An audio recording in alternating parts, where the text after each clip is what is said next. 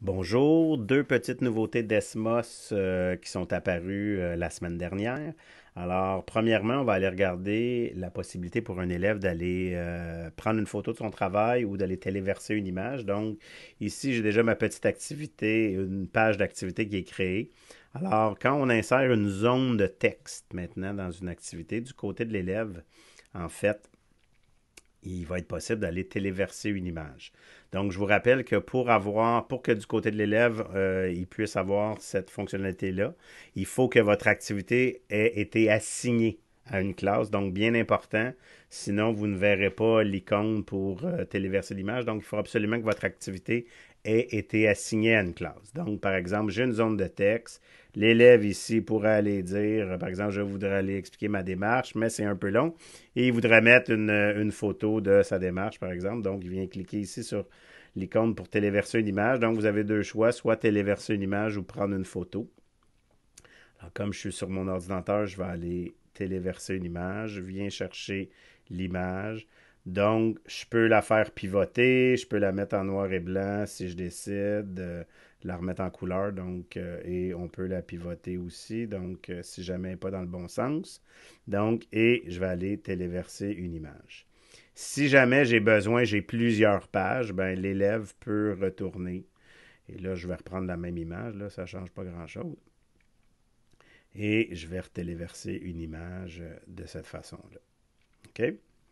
Et là, l'élève, vous avez qu'il y a un petit X, donc il pourrait aller supprimer s'il a fait une erreur, ce genre de choses-là. Il pourrait l'agrandir. Et je vais partager avec la classe.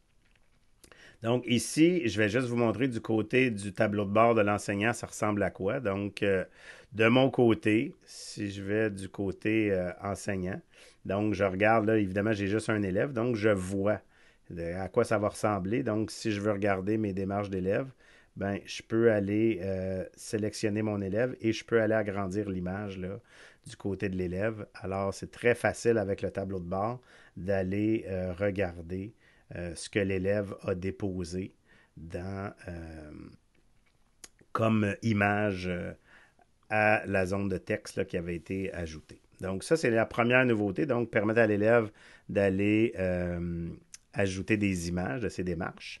Deuxième nouveauté, ben, dans l'outil Esquisse maintenant, là, ça n'a pas besoin d'être assigné à une classe, donc c'est présent même dans vos anciennes activités où vous aviez des outils Esquisse qui étaient là. Alors, il y a des petites icônes qui sont apparues, donc il y a une icône texte qui est là. Donc, ça veut dire que je peux ajouter du texte par-dessus une esquisse, par exemple. Et je peux ajouter, là, ici, avec la zone de texte, je peux aller l'agrandir, mais je peux aussi faire des retours de chariot. Donc, alors, de cette façon-là, pour ce qui est de la zone mathématique, ben, l'élève pourrait aller ajouter des éléments mathématiques aussi.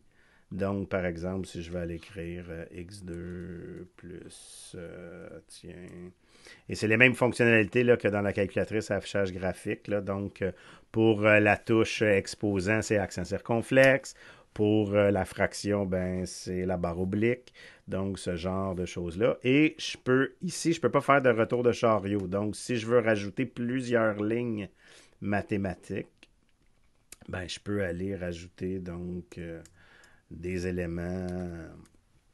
Donc, ça devient plus facile de laisser des traces mathématiques ou d'une démarche de problème. Donc, si l'élève, dans une zone esquisse, ils ont juste une souris pour aller écrire. Et il y a aussi, quand vous avez sélectionné la zone, vous avez aussi l'outil de police. Donc, il vous permet de changer la grosseur du texte là, et de changer la couleur du texte qui va être affiché. Donc, on est habitué aux couleurs de Desmos là, qui sont là. Donc, je peux aller agrandir et je peux aller déplacer là, mon élément dans mon esquisse. Donc, c'était les deux petites nouveautés de la semaine dernière pour Desmos.